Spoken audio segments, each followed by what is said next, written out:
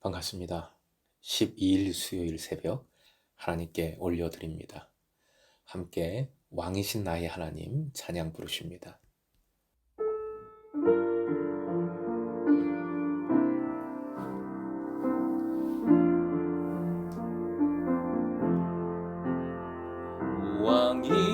왕이신 나의 하나님,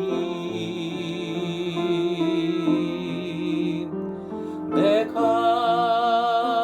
주를 높이고 영원히 주의 이름을 성축하리이다.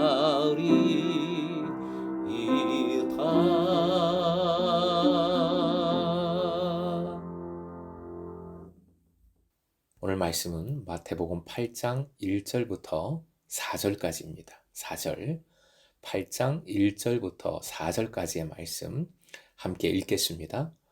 예수께서 산에서 내려오시니 수많은 무리가 따르니라.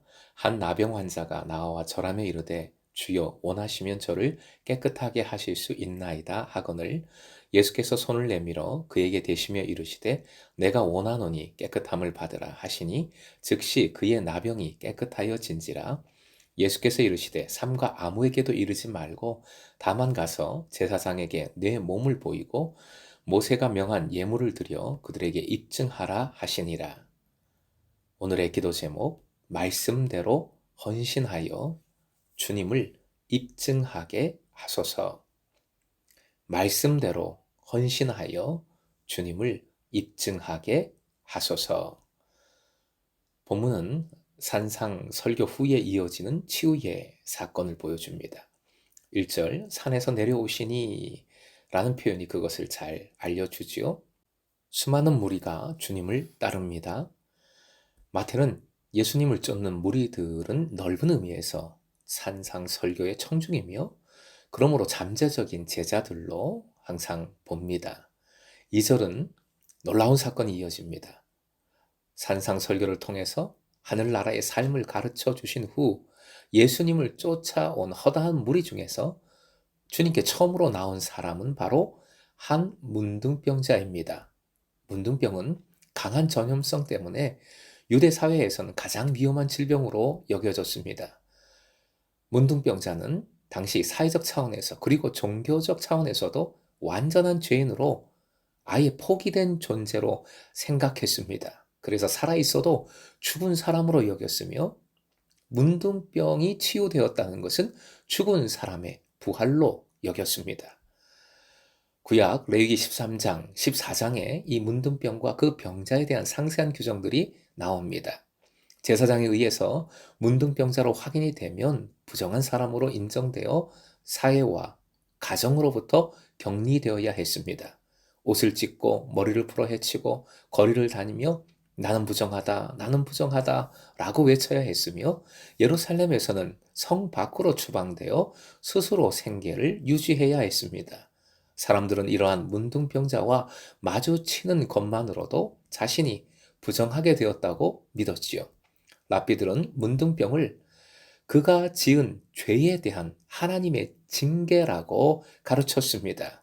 그래서 문둥병자가 도시 안으로 들어오면 돌로 쳐서 죽여야 했지요. 이러한 문둥병자가 어떻게 무리 중에 있었는지 알 수 없습니다. 이 나병 환자로 큰 소동이 일어났을 겁니다. 마태는 이러한 자세한 상황들은 생략하고 있는 것으로 보입니다. 문둥병자는 주님께 어찌되었던 나와서 절하며 주님이라고 부름으로써 예수께 자신을 치유할 수 있는 능력이 있음을 고백했습니다. 나는 알 수 없지만 주님은, 주 예수는 할 수 있습니다. 라고 고백을 하는 것이지요. 바로 이것이 믿음입니다. 믿음의 기도입니다. 복음서에서 예수님을 주님이라고 부르는 이들은 제자들이거나 혹은 예수님께 특별한 도움을 바라고자 했던 사람들입니다. 하지만 본문 앞에서 산상설교, 즉 마태복음 7장 21절 22절을 잊어서는 안 되지요. 주여 주여라고 부른다고 해서 모두가 예수님의 참 제자가 되는 것은 아니라 했습니다.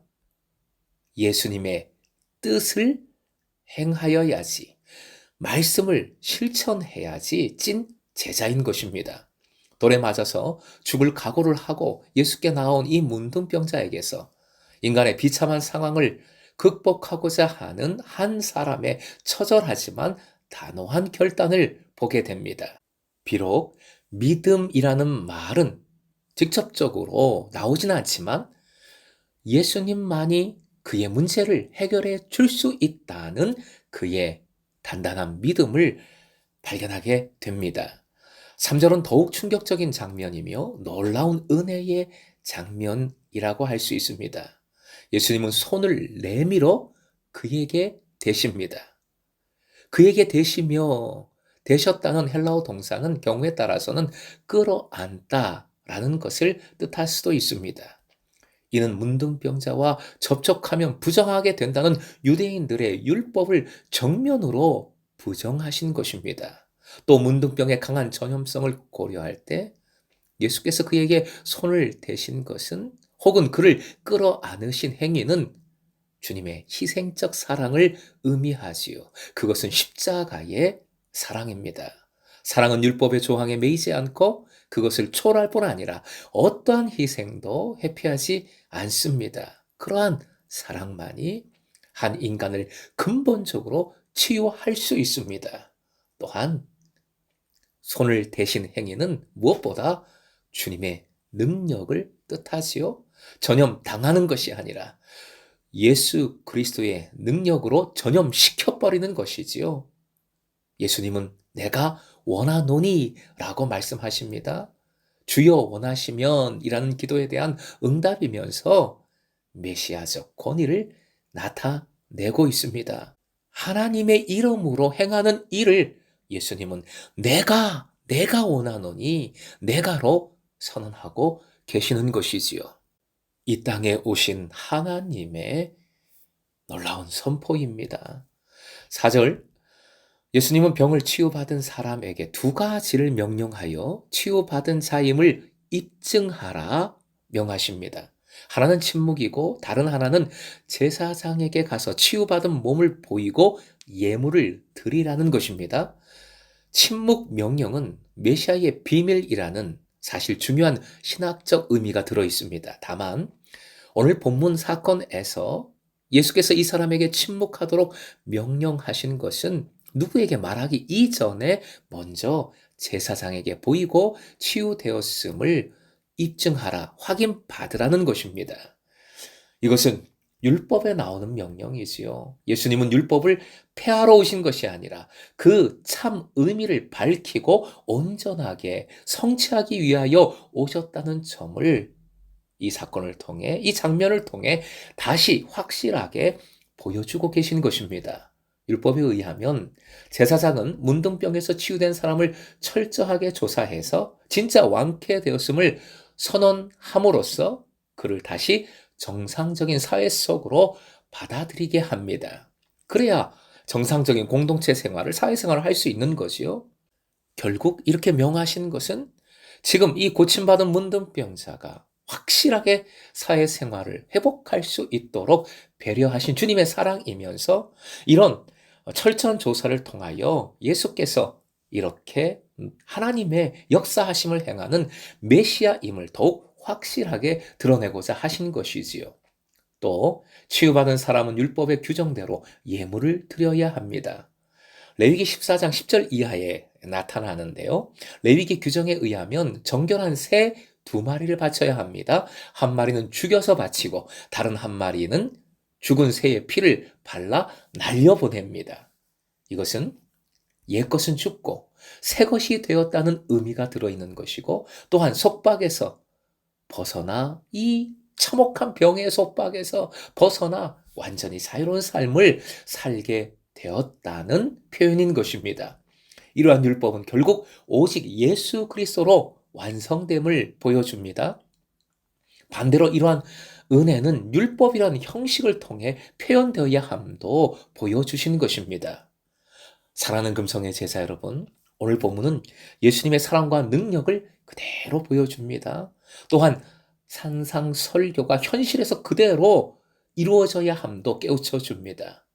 우리는 예수님을 나의 그리스도로 고백함으로 영적 문둥병에서 벗어난 사람, 고침받은 사람, 해방된 사람입니다. 이러한 은혜는 일상에서 옛것은 죽고 새것이 된 새로운 삶으로 나타나야 합니다. 그것이 바로 말씀을 듣고 행하는 자의 삶이지요. 그리고 예물을 드리라 명하신 것은 주님을 향한 우리의 헌신이요. 감사입니다. 은혜를 마음으로 감사하고 입술로만 감사할 것이 아니지요. 드러나야 합니다. 예배로 나오십시오. 365 늘 감사, 감사의 예물로 주님께 그 감사의 영광을 돌려드리십시오. 이것이 바로 입증입니다. 입증, 그게 뭡니까? 복음의 증거지요. 내가 구원받았음을, 나를 구원하신 주님이 살아 역사하심을 입증하는 겁니다. 나타내는 겁니다. 복음을 증거하는 것이지요. 오늘도 이 제자의 삶으로 여러분에게 주신 은혜를, 주님 살아계심을, 주님 역사하심을 온전히 입증하시길 주님의 이름으로 축원드립니다.